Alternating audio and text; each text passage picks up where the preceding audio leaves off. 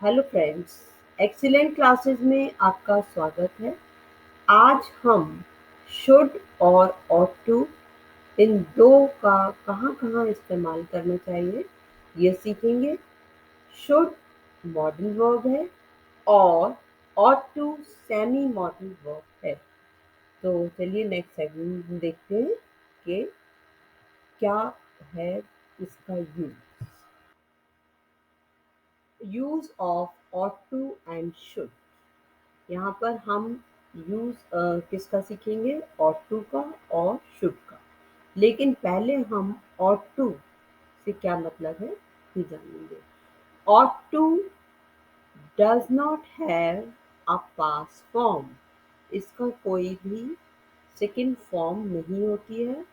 ought to एक semi modal verb है और ought to is used to express obligation, advice on and duty. यानी कि ought to का प्रयोग हम नैतिक कर्तव्य या फिर अपनी जो भी हमारे कर्तव्य हैं या ड्यूटी है उसको व्यक्त करने के लिए किया जाता है, उसको बताने के लिए। और कभी कभी हम एडवाइस देने के लिए, यानी कि कोई हमसे सलाह मांग रहा है तो उसके लिए भी हम ought to का यूज दे कर सकते हैं। Now let us see. For example, she ought to help the needy। उसे जरूरतमंदों की मदद करनी चाहिए। They ought to work hard to pass with flying colors। अच्छे अंकों से पास होने के लिए उन्हें कड़ी मेहनत करनी चाहिए।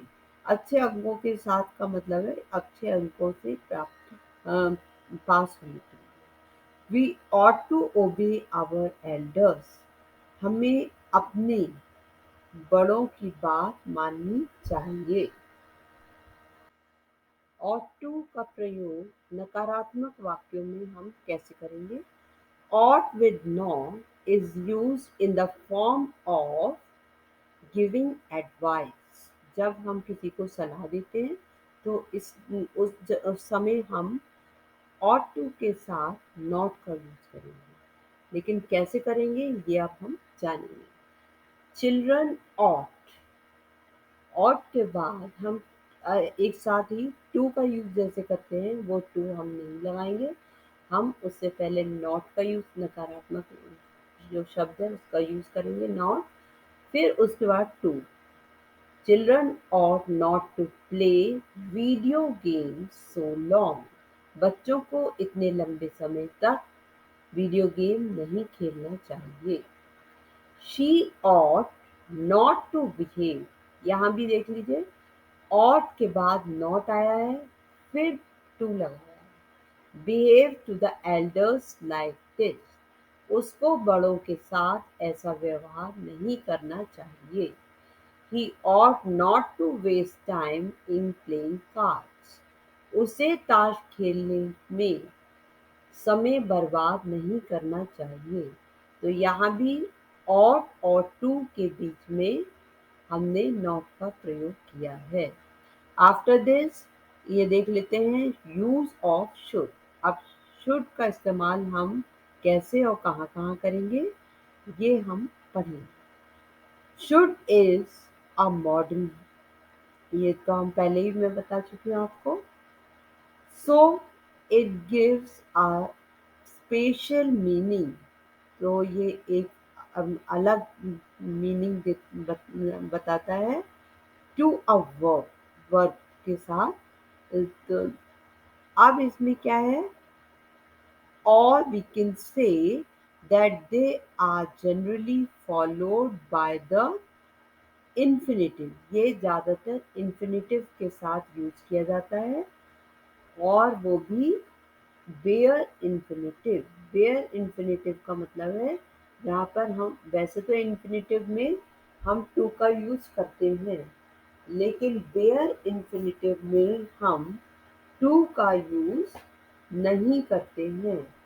बेयर का मतलब क्या हो गया, बेयर मीन्स ना, जहाँ पर हम यूज, वेयर मीन्स नहीं हो, तो वेयर इन्फिनेटिव, इन्फिनेटिव का इस्तेमाल जहाँ हम नहीं करेंगे वहाँ उसको हम कहेंगे वेयर इन्फिनेटिव।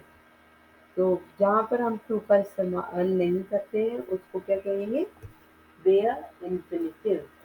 तो यहाँ पर भी हम वेयर मीन्स समझ में आ गया होगा, विदाउट टू। विदाउट टू से मतलब यही है कि हम वहाँ पर उसका इस्तेमाल नहीं करेंगे। अब ये देख लेते हैं कि हम कौन से वो वर्ड्स हैं, कौन से वो वर्ड्स हैं जिनमें हम बेयर इन्फिनेटिव का यूज करते हैं, यानी कि विदाउट टू का। तो वो जो मॉडल्स हैं, स्पेशली हम इस समय मॉडल्स की बात कर रहे हैं, may, can, shall, should, will, would, must, ये देयर इन्फिनेटिव्स हैं। और चाहे तो आप इनको नोट डाउन कर लीजिए। Again I am repeating, may, can, shall, should, will, would, must. यहाँ पर सलाह दी गई है, ही शुड क्लियर ड्यूज, तो उसको बकाया चुकाना चाहिए। We should drink fresh juice, fresh fruit juice during summer, हमें गर्मियों में ताजे फलों का जूस पीना चाहिए। अब we use should when we ask what is the correct or best thing to do, तब भी हम किसका यूज करेंगे, should का। He should not fight with your brother, उसे आपके भाई से नहीं लड़ना चाहिए। Now the next is, we use should sometimes after why। why interrogative sentence है, यानी कि प्रश्नवाचक वाक्य है, WH वर्ड की फैमिली से आता है। when we are asking the reason for something, जब हम कारण किसी बात का पता करना चाहते हैं तो हम इसका यूज करते हैं। why should 21 be the age of responsibility, जिम्मेदारी की उम्र 21 क्यों होनी चाहिए।